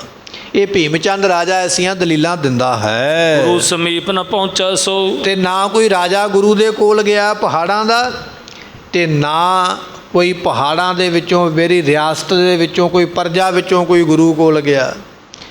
ਪਹਾੜੀ ਰਾਜਾ ਵੀ ਗੁਰੂ ਦਾ ਸਿੱਖ ਨਹੀਂ ਬਣਿਆ, ਤੇ ਪਹਾੜੀਏ ਲੋਕ ਵੀ ਗੁਰੂ ਦੇ ਸਿੱਖ ਨਹੀਂ ਬਣੇ। ਜਦੋਂ ਉਹ ਨਹੀਂ ਬਣੇ ਤੇ ਫਿਰ ਮੈਂ ਕਿਉਂ ਗੁਰੂ ਦਾ ਸਿੱਖ ਬੰਨਾ ਕਰਾਂ? ਆਪਨ ਵੱਡਨ ਕੀ ਰੀਤ ਚਲਨ ਤੇ ਕਹਿਣ ਲੱਗੇ ਇਹ ਆਪਣੇ ਵੱਡਿਆਂ ਦੀ ਜਿਹੜੀ ਰੀਤ ਹੈ ਨਾ, ਉਹਦੀ ਰੀਤ ਉੱਪਰ ਚੱਲਦੇ ਪੈ। ਜਿੰਨੇ ਪਹਾੜੀਏ ਲੋਕ ਨੇ ਆਪਣੇ ਵੱਡੇ ਵਡੇਰਿਆਂ ਦੀ ਗੱਲ ਮੰਨਦੇ ਹਨ। ਸਭ ਪ੍ਰਤਿਮਾ ਕੀ ਪੂਜ ਕਰਨ ਤੇ ਪਹਾੜਾਂ ਦੇ ਵਿੱਚ ਮੂਰਤੀ ਪੂਜਾ ਹੁੰਦੀ ਹੈ, ਮੰਦਰ ਦੀ ਪੂਜਾ ਹੁੰਦੀ ਹੈ, ਭਗਵਾਨ ਦੀ ਪੂਜਾ ਹੁੰਦੀ ਹੈ। ਜੇ ਮੇਰੀ ਪ੍ਰਜਾ ਮੰਦਰ ਵਿੱਚ ਜਾਂਦੀ ਹੈ, ਬਾਕੀ ਰਾਜੇ ਮੰਦਰ ਵਿੱਚ ਜਾਂਦੇ, ਮੂਰਤੀ ਪੂਜਾ ਕਰਦੇ, ਤੇ ਮੈਂ ਵੀ ਪਿੱਛੇ ਨਹੀਂ ਹਟਣਾ। ਇਹੋ ਕੰਮ ਹੀ ਮੈਂ ਕਰਨੇ ਹਨ।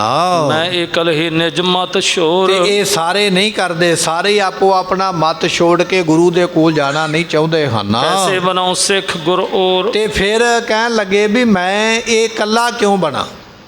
ਜੇ ਬਾਕੀ ਪਹਾੜੀਏ ਲੋਕ ਗੁਰੂ ਦੇ ਸਿੱਖ ਨਹੀਂ ਬਣੇ, ਪਹਾੜੀ ਰਾਜੇ ਸਿੱਖ ਨਹੀਂ ਬਣੇ, ਮੈਂ ਇਕੱਲਾ ਕਿਉਂ ਬਣਾ?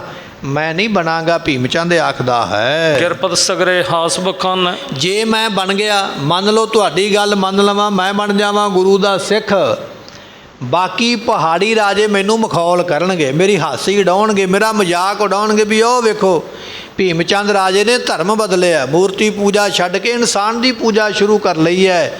ਜੇ ਮੈਂ ਇਹ ਕੰਮ ਕਰ ਵੀ ਲਿਆ ਤੇ ਦੁਨੀਆ ਮੇਰਾ ਮਖੌਲ ਉਡਾਵੇਗੀ, ਮੇਰੇ ਤੇ ਹਾਸਾ ਕਰੇਗੀ, ਪਰ ਮੈਂ ਇਹ ਕੰਮ ਕਰਨਾ ਨਹੀਂ ਹੈ। ਗੱਜ ਲੈਵੇ ਹਿਤ ਸਿੱਖ ਪਛਾਨੈ। ਤੇ ਲੋਕਾਂ ਨੇ ਆਖਣਾ ਵੀ ਭੀਮ ਚੰਦ ਰਾਜੇ ਨੇ ਹਾਥੀ ਲੈਣ ਵਾਸਤੇ ਸਿੱਖੀ ਧਾਰਨ ਕੀਤੀ ਹੈ, ਵੀ ਇਹ ਸਿੱਖ ਨਹੀਂ ਬਣਿਆ। ਭਾਵੇਂ ਮੈਂ ਸੱਚੀ ਮੁੱਚੀ ਸਿੱਖ ਬਣ ਜਾਵਾਂ, ਪਰ ਦੂਜੇ ਰਾਜਿਆਂ ਨੇ ਇਹ ਥੋੜ੍ਹੀ ਜਾਣਨਾ ਵੀ ਮੈਂ ਸੱਚੀ ਮੁੱਚੀ ਸਿੱਖ ਬਣ ਗਿਆ। ਉਹਨਾਂ ਨੇ ਇਹ ਗੱਲ ਕਹਿਣੀ ਹੈ ਵੀ ਮਹਾਰਾਜ ਹਾਥੀ ਦਾ ਲਾਲਚ ਕਰਕੇ ਸਿੱਖ ਬਣੇ ਨੇ, ਮੈਨੂੰ ਲਾਲਚੀ ਆਖਿਆ ਜਾਵੇਗਾ, ਲੋਭੀ ਆਖਿਆ ਜਾਵੇਗਾ, ਮੈਨੂੰ ਮਤਲਬ ਪ੍ਰਸਤ ਆਖਿਆ ਜਾਵੇਗਾ, ਮਤਲਬ ਖੋਰ ਆਖਿਆ ਜਾਵੇਗਾ ਵੀ ਇਹ ਭੀਮ ਚੰਦ ਰਾਜਾ ਹਾਥੀ ਲੈਣ ਵਾਸਤੇ ਮਹਾਰਾਜ ਦਾ ਸਿੱਖ ਬਣ ਗਿਆ ਹੈ। ਜਮੈ ਕਦਾਚਿਤ ਬਨੈ ਸਮਾਜਾ। ਤੇ ਜਦੋਂ ਕਿਤੇ ਸਾਜੋ ਸਮਾਨ ਬਣੇਗਾ, ਵਸਤੂਆਂ ਬਣ ਜਾਣਗੀਆਂ, ਜੇ ਨਿਜ ਧਰਮ ਵੇਖੈ ਡਿੱਡ ਰਾਜਾ। ਤੇ ਕਹਿਣ ਲੱਗੇ ਇਹ ਸਾਜੋ ਸਮਾਨ ਤੇ ਬਣਦਾ ਹੀ ਰਹਿੰਦਾ ਹੈ, ਕਦੇ ਸਮਾਂ ਆਵੇਗਾ ਜਿਵੇਂ ਬਾਕੀ ਰਾਜੇ ਆਪਣੇ ਧਰਮ ਦੇ ਵਿੱਚ ਪੱਕੇ ਹਨ। ਉਹ ਕਹੋ ਕਹੇ ਤਰਕ ਨਾ ਸਾਥੀ। ਤੇ ਮੈਨੂੰ ਫਿਰ ਸਾਰੇ ਤਰਕਨਾ ਕਰਨਗੇ, ਮੈਨੂੰ ਫਿਰ ਸਾਰੇ ਮਖੌਲ ਕਰਨਗੇ। ਕਰ ਲਾਲਚ ਲੈ ਵੇਹਤ ਹਾਥੀ। ਲੋਕਾਂ ਨੇ ਆਖਣਾ ਵੀ ਸਾਡਾ ਰਾਜਾ ਵੇਖੋ ਹਾਥੀ ਦੇ ਲਾਲਚ ਵਿੱਚ ਆਪਣਾ ਧਰਮ ਬਦਲਦਾ ਹੈ। ਬੜਿਓ ਜਾਏ ਸਾਹਿਬ ਕੋ ਸਿੱਖ। ਤੇ ਕਹਿਣ ਲੱਗੇ ਵੀ ਇਹ ਜਾ ਕੇ ਇੱਕ ਬੰਦੇ ਦਾ ਸਿੱਖ ਬਣ ਗਿਆ, ਇਨਸਾਨ ਦਾ ਸਿੱਖ ਬਣ ਗਿਆ, ਹਾਥੀ ਦਾ ਲਾਲਚ ਇਹਦੇ ਮਨ ਵਿੱਚ ਆਇਆ ਹੈ। ਇਸ ਪ੍ਰਕਾਰ ਹੋਵੇ ਬਾਤ ਭਵਿੱਖ। ਇਸ ਤਰ੍ਹਾਂ ਦੇ ਆਉਣ ਵਾਲੇ ਸਮੇਂ ਵਿੱਚ ਲੋਕਾਂ ਨੇ ਮੈਨੂੰ ਗੱਲਾਂ ਕਰਨੀਆਂ ਹਨ। ਲਖੈ ਕਲੰਕਤ ਕੁੱਲ ਸਿੱਖ। ਤੇ ਮੈਂ ਆਪਣੀ ਸਾਰੀ ਕੁੱਲ ਨੂੰ ਕਲੰਕ ਲਾ ਲੈਣਾ। ਲੋਕਾਂ ਨੇ ਆਖਣਾ ਵੀ ਇਹ ਤੇ ਲਾਲਚੀ ਵਿਅਕਤੀ ਹੈ। ਤੁਮ ਮਤ ਲੈ ਬਨੋ ਨਹੀਂ ਨਸ। ਇਸ ਕਰਕੇ ਮੈਂ ਤੁਮ ਮਤ ਲੈ, ਤੁਹਾਡੀ ਮਤ ਲੈ ਕੇ ਮੰਤਰੀਓ ਮੈਂ ਆਪਣੀ ਇੱਜ਼ਤ ਨਹੀਂ ਗਵਾਉਣੀ, ਤੁਹਾਡੇ ਮਗਰ ਲਾ ਕੇ ਮੈਂ ਕੰਮ ਨਹੀਂ ਕਰਨੇ ਹਨ। ਅਜ਼ਮਤ ਸਹਿਜ ਗੁਰੂ ਬਤਾਵੇ। ਜੇ ਤੁਸੀਂ ਗੁਰੂ ਨੂੰ ਅਜ਼ਮਤ ਵਾਲਾ, ਕਰਾਮਾਤੀ ਸ਼ਕਤੀ ਵਾਲਾ ਦੱਸਦੇ ਹੋ, ਇਹ ਪ੍ਰਤੀਤ ਨੇ ਮੋਕੋ ਆਵੇ। ਇਹ ਗੱਲ ਮੈਨੂੰ ਨਹੀਂ ਚੰਗੀ ਲੱਗਦੀ, ਮੈਨੂੰ ਨਹੀਂ ਠੀਕ ਲੱਗਦਾ। ਤੁਸੀਂ ਆਖਦੇ ਹੋ ਵੀ ਗੁਰੂ ਕਰਾਮਾਤੀ ਹੈ, ਪਰ ਇਹ ਗੱਲ ਮੈਂ ਨਹੀਂ ਮੰਨਦਾ। ਕਿਉਂ ਨਹੀਂ ਮੰਨਦਾ? ਉਹਦਾ ਕਾਰਨ ਇਹ ਹੈ ਵੀ ਜੇ ਗੁਰੂ ਕਰਾਮਾਤੀ ਹੋਵੇ ਤੇ ਗੁਰੂ ਤੇਗ ਬਹਾਦਰ ਪਾਤਸ਼ਾਹ ਨੂੰ ਔਰੰਗਜ਼ੇਬ ਕੈਦ ਨਾ ਕਰਦਾ, ਤੇ ਔਰੰਗਜ਼ੇਬ ਗੁਰੂ ਤੇਗ ਬਹਾਦਰ ਪਾਤਸ਼ਾਹ ਨੂੰ ਸ਼ਹੀਦ ਨਾ ਕਰ ਸਕਦਾ। ਇਹ ਹੁਣ ਤਰਕ ਦੇਣ ਲੱਗਾ ਇਸ ਗੱਲ ਦੇ ਉੱਪਰ। ਤੁਸੀਂ ਆਖਦੇ ਹੋ ਗੁਰੂ ਕਰਾਮਾਤੀ ਹੈ, ਜੇ ਕਰਾਮਾਤੀ ਹੋਵੇ ਤੇ ਫਿਰ ਔਰੰਗਜ਼ੇਬ ਐਸੀਆਂ ਸਜ਼ਾ ਕਿਵੇਂ ਦਿੰਦਾ? ਹੁਣ ਵਜ਼ੀਰ, ਇਹ ਭੀਮ ਚੰਦ ਰਾਜਾ ਆਪਣੇ ਵਜ਼ੀਰਾਂ ਨੂੰ ਕਿਹੜੀਆਂ ਕਿਹੜੀਆਂ ਹੋਰ ਦਲੀਲਾਂ ਦਿੰਦਾ, ਗੱਲਾਂ ਬਾਤਾਂ ਕਰਦਾ। ਅਤੇ ਗੁਰੂ ਘਰ ਨਾਲ ਵੈਰ ਪਾਉਣ ਦੀ ਜਿੱਤ 'ਤੇ ਕਿਵੇਂ ਅੜਦਾ, ਕੱਲ੍ਹ ਦੇ ਦੀਵਾਨ ਵਿੱਚ ਸਰਵਣ ਕਰਾਂਗੇ। ਸਮੇਂ ਦੀ ਸਮਾਪਤੀ, ਭੁੱਲਾਂ ਦੀ ਮੁਆਫੀ, ਬਚਨ ਗੁਰੂ ਕਾ ਹਿਰਦੇ ਵਸੇ, ਭੁੱਲਾਂ ਦਾਸ ਦੀਆਂ ਮੁਆਫ ਕਰਨੀਆਂ। ਲੇਖੈ ਕਤਹਿ ਨ ਛੁਟੀਐ, ਖਿਨ ਖਿਨ ਭੂਲਨ ਹਾਰ, ਬਖਸ਼ਨ ਹਾਰ ਬਖਸ਼ ਲੈ, ਨਾਨਕ ਪਾਰੇ ਉਤਾਰ। ਵਾਹਿਗੁਰੂ ਜੀ ਕਾ ਖਾਲਸਾ, ਵਾਹਿਗੁਰੂ ਜੀ ਕੀ ਫਤਿਹ। ਆਪ ਸੰਗਤਾਂ ਦੇ ਚਰਨਾਂ ਵਿੱਚ ਬੇਨਤੀ ਹੈ ਕਿ ਸਵੇਰੇ ਆਯੁਰਵੈਦ ਦਾ ਕੈਂਪ ਜਿਹੜਾ ਹੈ ਆਪਣੇ ਗੁਰਦੁਆਰਾ ਸਾਹਿਬ ਵਿਖੇ 10 ਵਜੇ ਤੋਂ ਲੈ ਕੇ 2 ਵਜੇ ਤੱਕ